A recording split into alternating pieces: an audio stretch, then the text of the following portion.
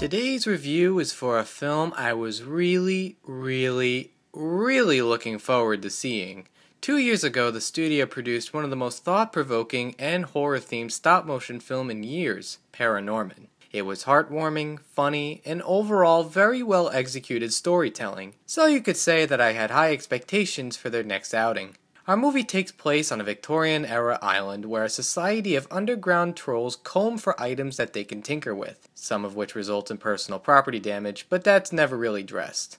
However, a baby is presumed stolen by the trolls, resulting in a gang of thugs to oust them out, led by a monstrous hobo-looking fellow voiced by Ben Kingsley. The baby grows up amongst the friendly, gibberish-speaking trolls covered in cardboard boxes. He's named Eggs and finds it hard to work with the folks upstairs when they start taking more and more of his friends away. He's voiced by Bram Stark from Game of Thrones, and he gains a human friend Winnie, is voiced by Elle Fanning. I guess she has a lot to living up to do towards her older sister who played Coraline in another Laika animated film. They both discover that their disappearances are mostly led by Kingsley's desire to seize power by painting the trolls in a more negative light. Some of the things that works in this film is the humor. Not only does this film have one of the funniest rimshot gags I've ever seen in movies,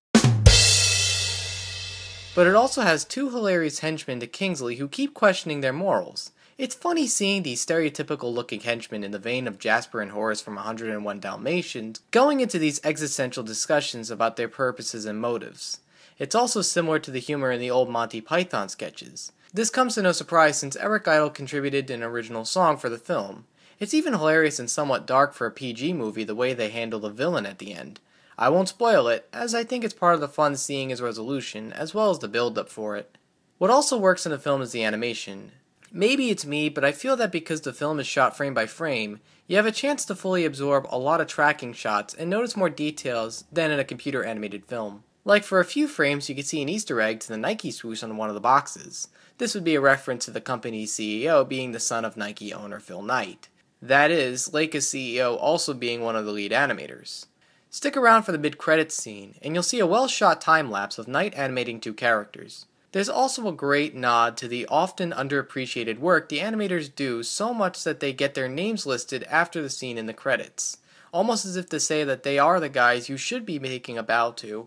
Something of which should be acknowledged in animation, where we live in a day and age in what we assume the top billing to easily replaceable celebrities are what sell a movie, which to me is utter bullcrap.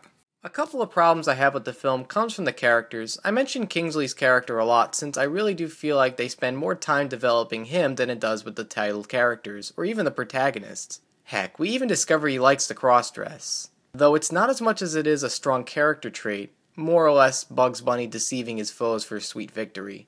I also find it ironic since the film has a similar moral to Paranorman, which is how people chose their own fates and what they do for others that determine if they're good and bad.